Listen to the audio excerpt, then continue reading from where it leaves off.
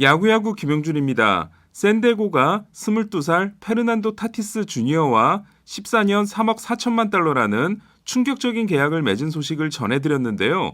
이에 이제 관심을 모으는 건 차세대 최고의 스타 중 한 명인 후안 소토를 워싱턴이 붙잡을 수 있겠냐는 겁니다. MLB 네트워크 라인나우 랭킹에 3명의 MLB.com 기자가 뽑은 1, 2, 3위는 페인샌드가 1위 배츠, 2위 트라웃, 3위 옐리치, 사라 랭스가 1위 트라웃, 2위 소토, 3위 배츠, 패트리엘로가 1위 트라웃, 2위 소토, 3위 배츠로 소토는 3명 중 2명이 2위로 선택했습니다.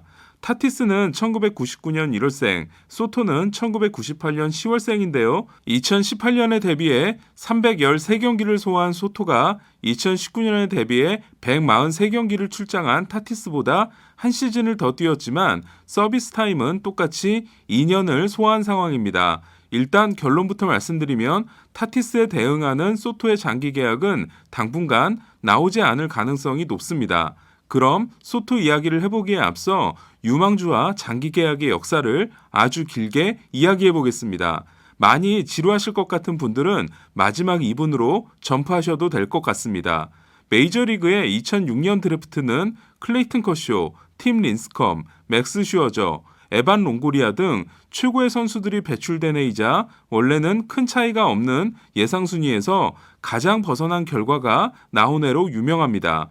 1순위 캔자스시티가 최대어 앤드류 밀러 대신 드래프트 재수생 루크 호체이버를 뽑음으로써 밀러가 6순위까지 밀리게 되고 원래 클레이튼 커쇼를 뽑기로 했던 6순위 디트로이트가 대신 밀러를 뽑음으로써 커쇼가 7순위 다저스의 차지가 된 건 잘 알고 있으실 겁니다. 하지만 이 드래프트에서는 한 가지 반전이 더 일어났는데요. 전체 3순위 지명권을 가지고 있었던 앤드류 프리드먼 단장의 템파베이는 워싱턴 대 우한 팀 린스컴을 만나 아예 계약 합의까지 해버립니다. 하지만 2순위 콜로라도 로키스가 타자 최대어 에반 롱고리아 대신 우한 그렉 레이놀즈를 뽑는 일이 일어났고 이에 템파베이는 린스컴 지명을 취소하고 에반 롱고리아를 뽑습니다. 그리고 순위가 밀린 린스컴을 뽑고 싶었지만 기대를 전혀 하지 않고 있었던 10순위 샌프란시스코가 데려가게 됩니다. 이때 시애틀은 연고지 선수인 린스컴 대신 브랜든 모로를 5순위로 뽑게 됩니다.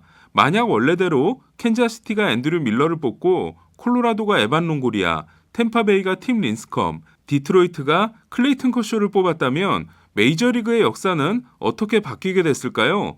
템파베이가 팀 린스컴을 뽑았다면 이듬해 1순위 데이비 프라이스와 함께 강력한 원투펀치를 구성했을 겁니다. 하지만 롱고리아의 존재를 대신할 수 있는 타자는 어디에도 없었을 겁니다. 오늘 영상에서 롱고리아 이야기를 길게 한 건 이 모든 것이 롱고리아부터 시작되기 때문입니다. 2006년 3순위로 뽑히고 2007년 유망주 랭킹 7위, 2008년 유망주 랭킹 2위에 오른 롱고리아를 템파베이는 2008년 4월 13일에 데뷔시킵니다. 그러면서 한 가지 파격적인 선택을 하는데요. 아직 메이저리그에 데뷔도 하지 않은 롱고리아와 장기 계약 협상을 시작한 겁니다. 이에 롱고리아는 데뷔 일주일 만에 템파베이와 6년 1,750만 달러의 옵션 3년이 붙은 초장기 계약을 맺습니다. 그리고 2008년 템파베이는 신인왕 롱고리아와 함께 패배의 역사를 지우고 월드시리즈에 진출합니다. 프리드먼의 생각은 이거였습니다. 롱고리아는 성공할 것이 확실한 선수다. 이에 장기 계약을 최대한 일찍 맺게 되면 더 싸게 쓸 수 있다. 그렇다면 프리드먼은 왜 롱고리아는 장기 계약으로 묶고 데이비 프라이스는 묶지 않았을까요? 안 묶은 게 아니라 못 묶은 거였습니다. 프리드먼은 롱고리아 같은 계약을 또 시도합니다. 2012년 BA 랭킹 2위, MLB 파이프라인 1위에 오른 좌완 맷 무어였는데요. 2011년 9월 15일에 데뷔한 무어는 양키스를 상대로 나선 선발 데뷔전에서 5이닝 11K 무실점에 무시무시한 피칭을 하고 정규 시즌을 마칩니다. 그리고 디비전 시리즈 1차전에 등장합니다. 정규 시즌 선발 경험이 통산 한 경기인 투수가 팀의 포스트 시즌 첫 경기에 선발로 나선 건 무어가 역대 최초이자 마지막이었습니다. 그리고 무어는 텍사스를 상대로 7이닝 2피안타 6K 무실점 승리를 따냅니다. 이에 템파베이는 12월 9일 정규 시즌 9와 3분의 1이닝과 포스트 시즌 10이닝이 메이저리그 등판 기록의 전부인 무어와 5년 1,400만 달러 계약을 맺습니다.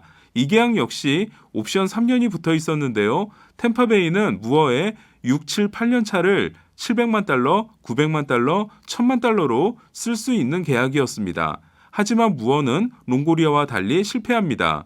롱고리아의 대성공 이후 템파베이를 따라하는 팀들이 나타나기 시작해 휴스턴 존 싱글턴, 필라델피아 스캇 킹거리, 화이삭스 일로이 히메네스와 루이스 로버트, 시애틀 에반 화이트가 메이저리그 데뷔도 전에 장기 계약을 맺는데요.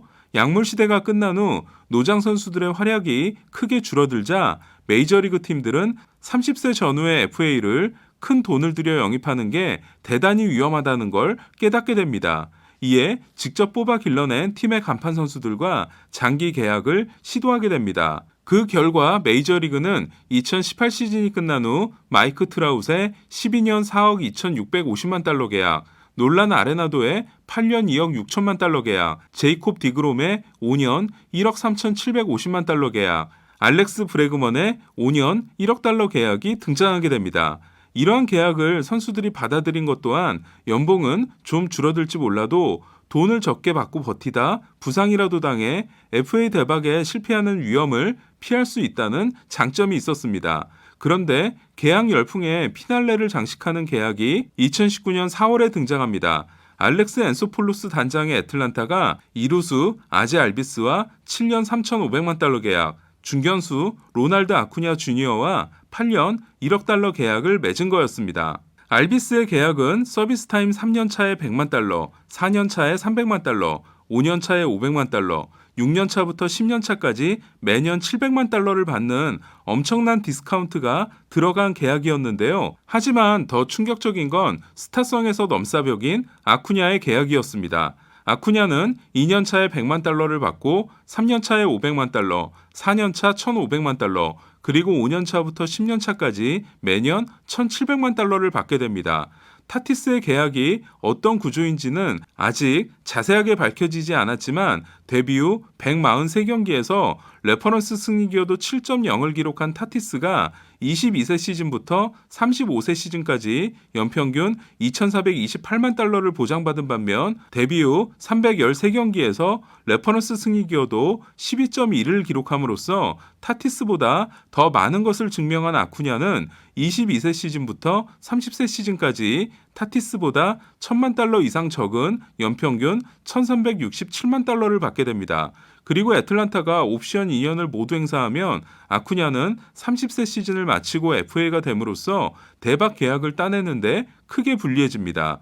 다시 소토의 이야기로 돌아가면 타티스가 뛰어난 수비를 자랑하는 유격수이자 최고의 5툴 플레이어라면 소토는 미겔 카브레라의 뒤를 잇는 최고의 타자를 예약해 놓고 있는데요. 소토가 지난 3년간 얼마나 미친 활약을 했는지는 불개주, 페타주, 내가 진짜 천재 영상을 참고하시면 좋을 것 같습니다.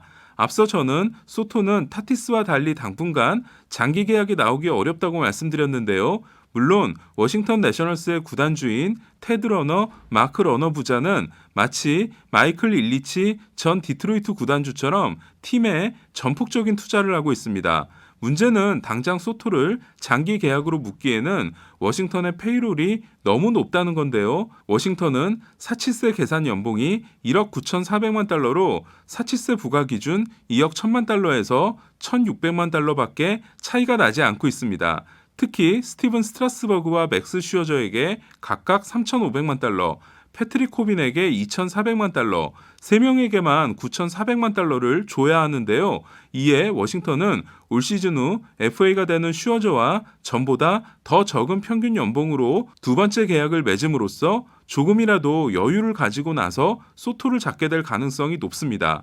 두 번째 문제는 소토의 에이전트가 악명 높은 스캇 보라스라는 건데요. 보라스는 자신의 고객에게 반드시 FA를 선언해야 한다고 주장하는 사람입니다. 따라서 보라스는 자신이 보유한 최고의 캐시카우가 될 소토에게 웬만한 장기 계약은 거절하자고 할 가능성이 높습니다. 이에 가능성이 높은 시나리오는 2024 시즌 후 FA가 되는 소토는 2024 시즌 중반 또는 시즌 후 FA가 되고 나서 워싱턴과 장기 계약을 할 가능성이 높습니다.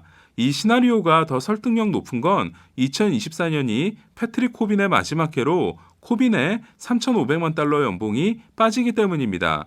어쨌든 타티스의 계약이 발표되는 순간 워싱턴 마이크 리조 단장을 포함해 많은 메이저리그 단장들은 이런 젠장을 외쳤을 것 같은데요. 코로나로 힘들다고 하는 와중에도 이런 계약을 터뜨리는 천조국 야구는 참 무섭다라는 생각이 다시 한번 듭니다. 이상 김영준의 야구야구였습니다.